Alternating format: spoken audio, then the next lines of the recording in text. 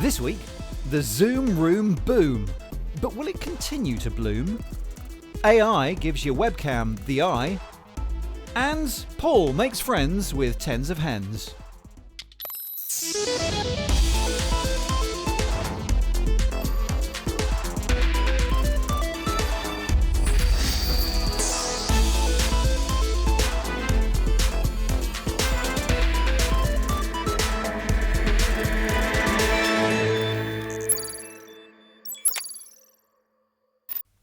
Hey, welcome to Click. Hope you're doing okay. It's been nearly 7 months now since we all packed up our camera kits on this program and took them home.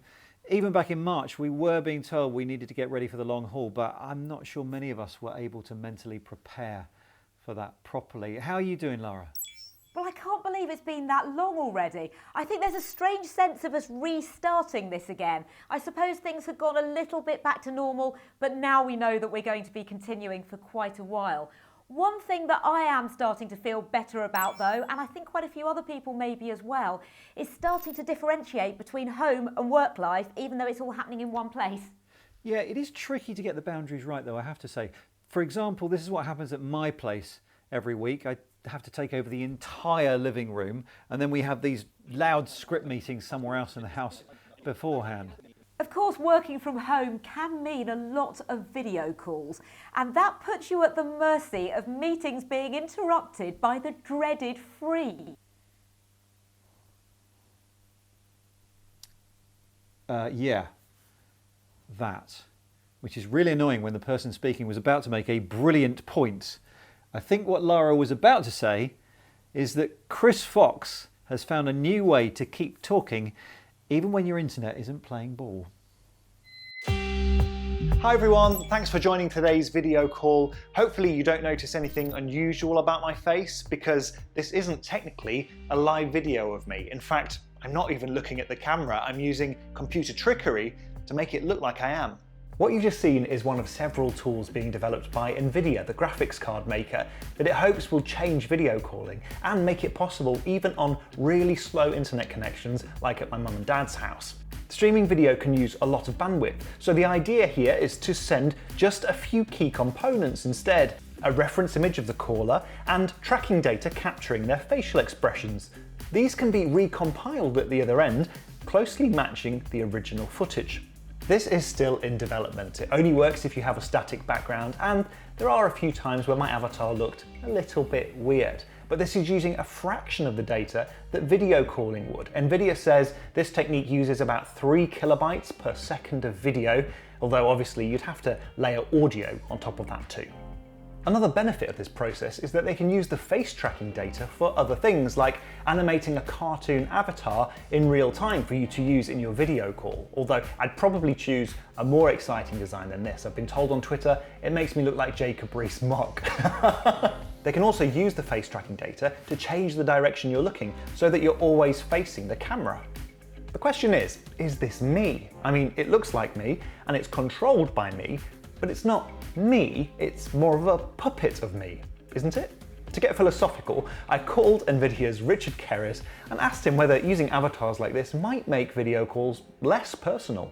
Well, hopefully not. Hopefully it's driven by you or driven by me, and we would then be the puppet master in your analogy. But I think it's, if I can have a better experience in my conversation with you by having a clearer picture and less diversions of things, whether it's noise or, video backgrounds and stuff, I think that helps personalize it more. We've seen the capabilities of deepfakes and the kind of things people use them for. Isn't there the possibility that people might use this technology for dishonest purposes? Good question, but that's not our intent. Our intent is really to improve the workflows that people deal with on a given basis.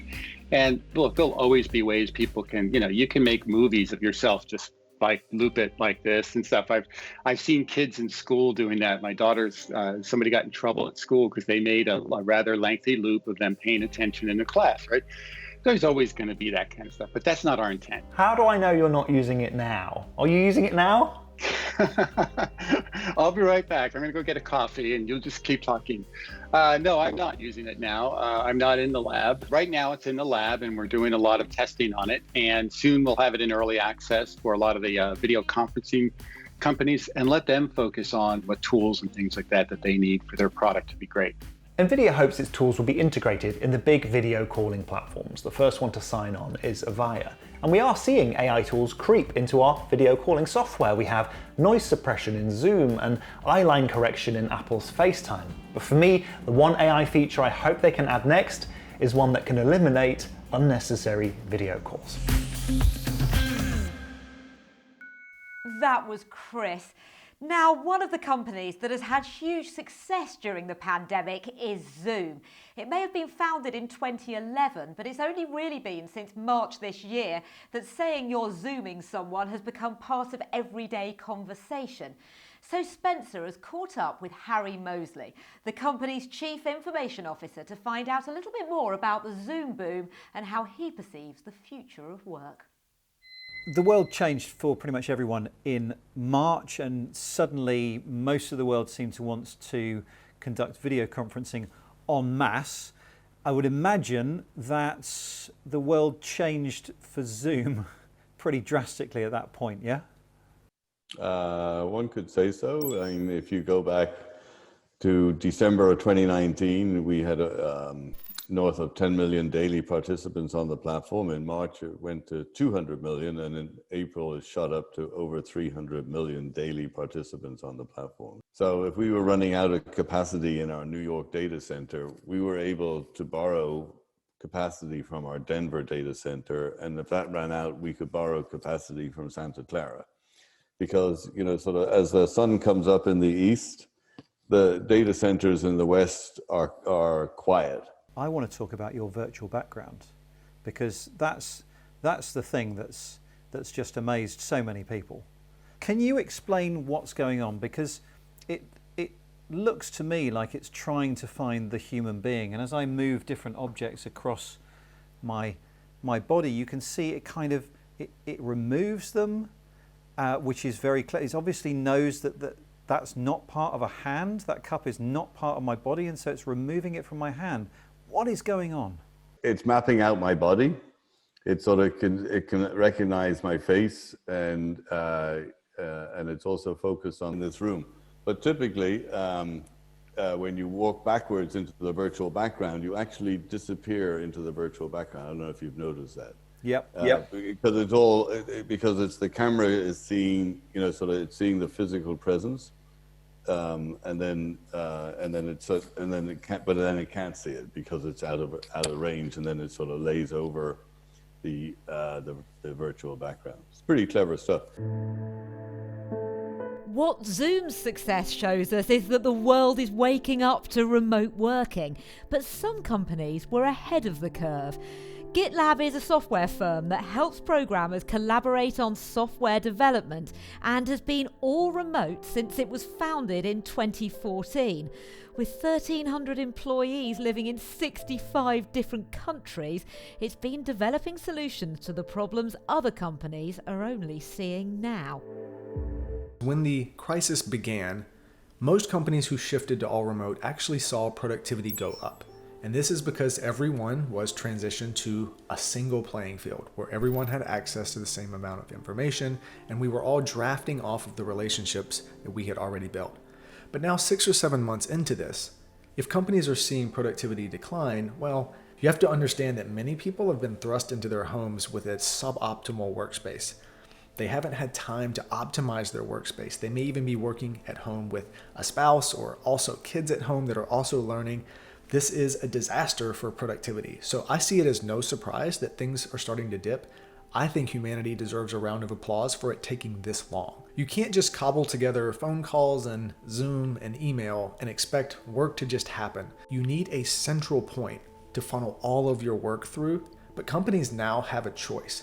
If they invest in tools and processes to make this a core part of their strategy, a year from now, they should see productivity numbers that would be never be possible in a co-located space.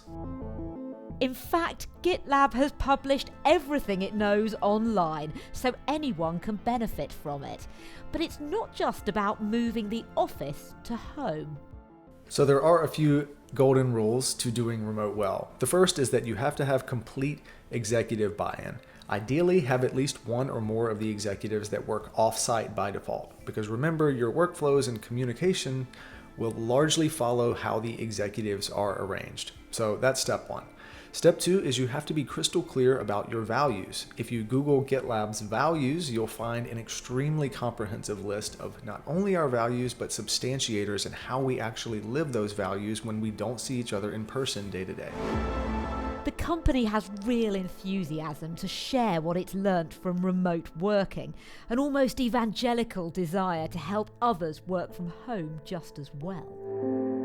But of course not everyone's going to share this optimism, and many will still feel it simply isn't the same.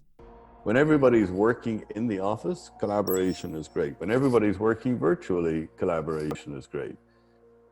We're not going to have that though. We're going to have a hybrid model where you've got some people in the office and some people working from home.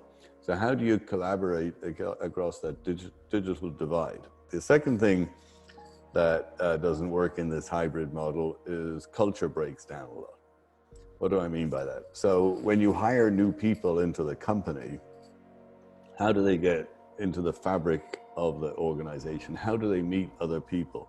It's different when we're all in the office and people can walk around, meet people, knock on the door, hey, say, Spencer, just want to introduce myself, I just joined. In the virtual environment, that doesn't work so well. We're going to see, augmented reality, virtual reality, and 5G come to bear. I think we're going to see things like holograms and being able to see people in 3D. I think that, we've talked in the past about things like the notion of touch and the notion of smell in a virtual environment.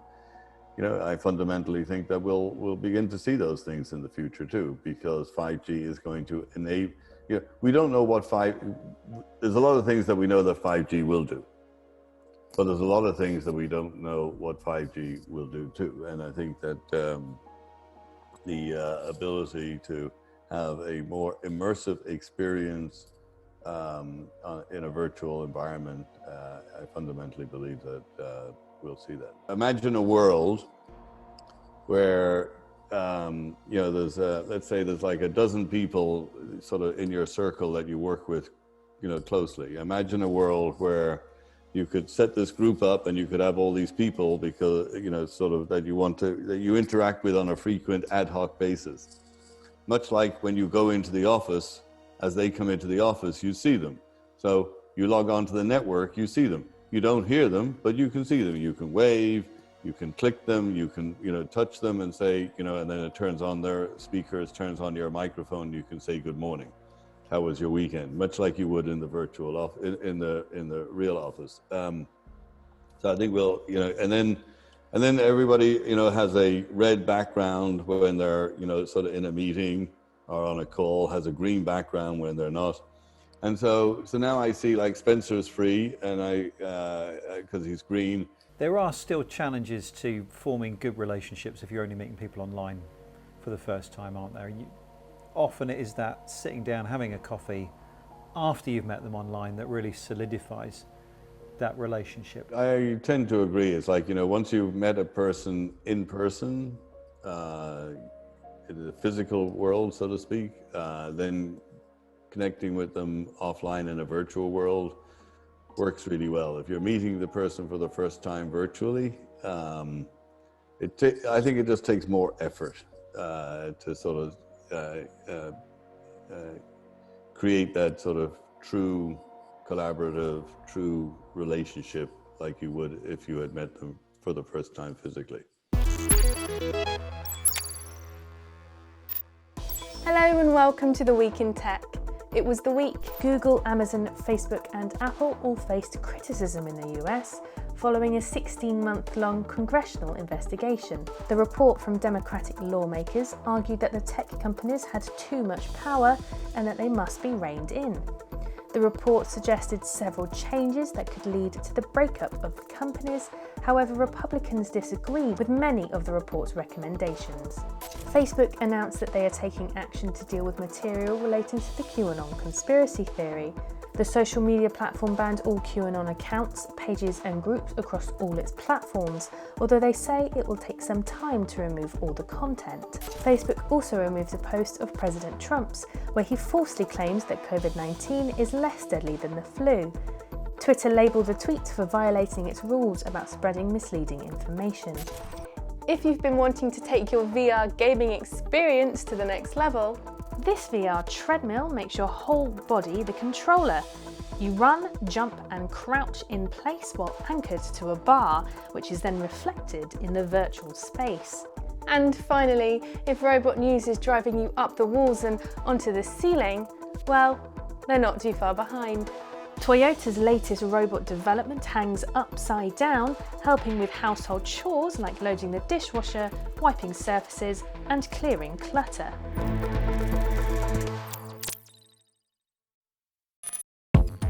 Hello, this is LJ calling with my top tips on how to win at video conferencing. First up, you probably don't need to buy new kit to look and sound better on camera. To improve your sound, wear headphones if possible. It stops your mic picking up noise from the speakers and makes your voice sound clearer. You can check your video and audio work by going into Preferences. You should see the volume meter responding to your voice. 1, 2. And the Video tab will show you what the shot looks like.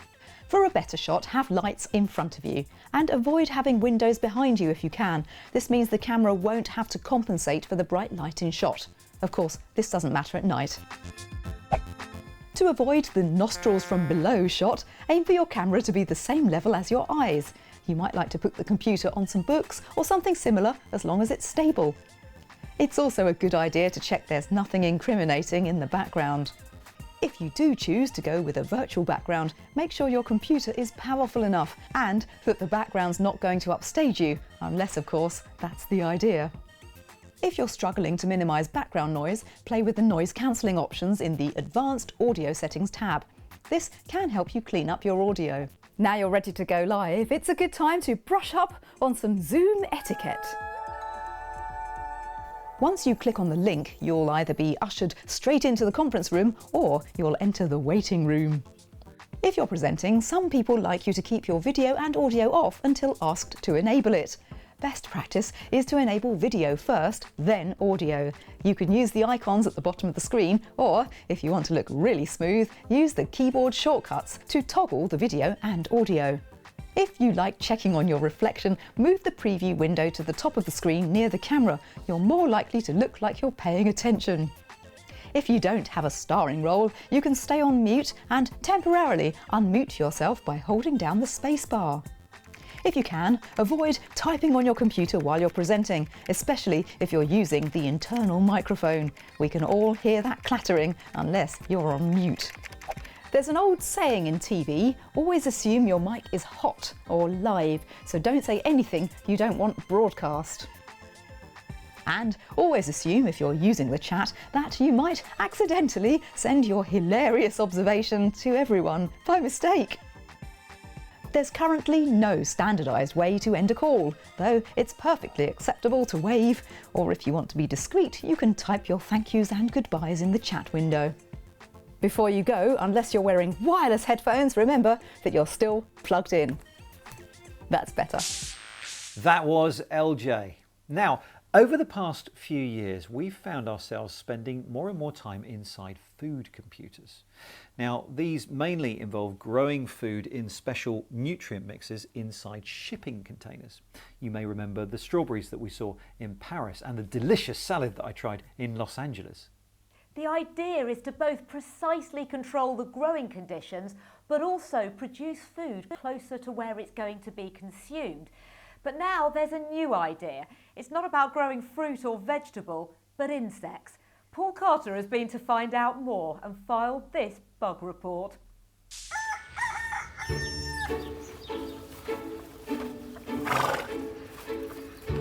Wood Farm, a family-run business in the green fields of Cambridgeshire. Home to fourth-generation farmers Charles and Joe, a flock of 28,000 free-range chickens, and now 6 million wriggling black soldier fly larvae. Don't worry, these are for the hens. Winner, winner, chicken's dinner. Oh my God, there's millions of them in here. You don't need to stick your hand, I don't need to touch it. I don't want to touch it any more than you do. I really don't want to touch it. No. So the chickens here are used to eating locally milled wheat. Sounds delicious.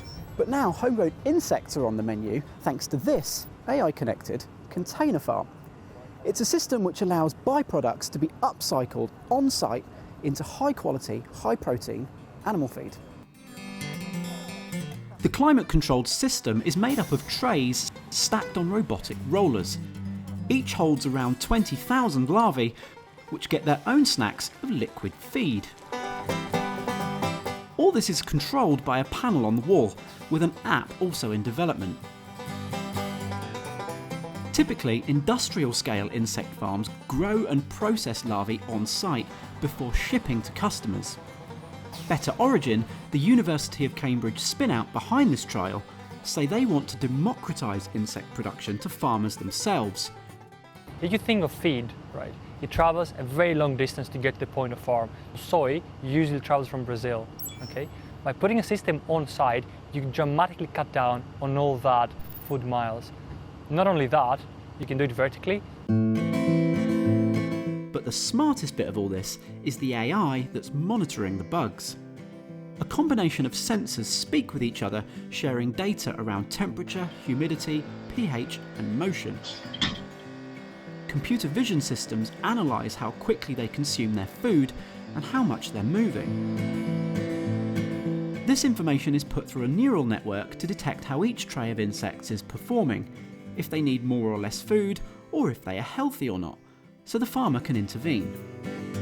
Of course, the main thing for farmers like Charles is that it's easy to use and results in happy hens. The trials that we've done, we've seen that the gut health on the bird has been fantastic. We've seen that feather coverage on the bird has been fantastic.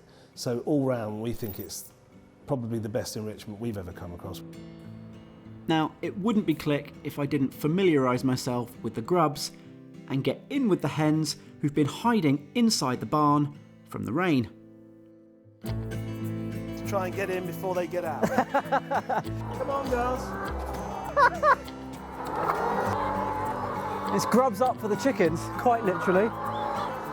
I've never seen anything like it. They love it. They're pecking my feet.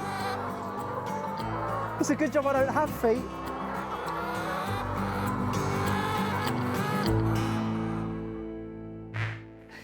That was Paul with 12,000 of his new best friends. Paul's online now. Paul, how was it with the chickens? It was pretty intense. I never thought I'd get that up close and personal with so many chickens at once.